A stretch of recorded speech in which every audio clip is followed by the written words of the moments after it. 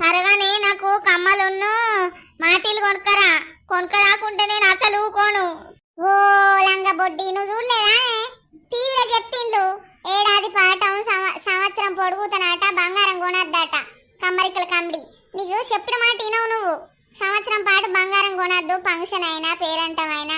ఇంకా ఉట్టిగా బంగారం కొనుక్కుంటానంటే అసలే అద్దన్నాడు సార్ కడుపు చల్లగా ఉండ నీ అసొంటోళ్ళు ఉండ పట్టుకునే సంవత్సరం పాటు బంగారం కొనద్దన్నాడు.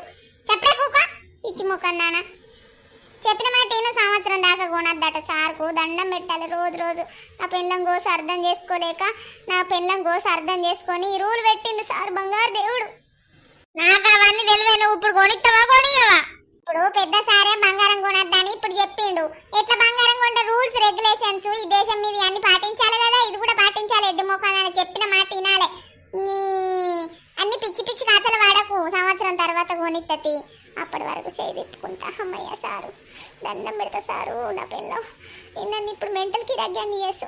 దండం పెడతా మంచి రూల్ పెట్టిన బంగారి. మంచి పని అయింది. దీనికి ఇట్లే కావాలి.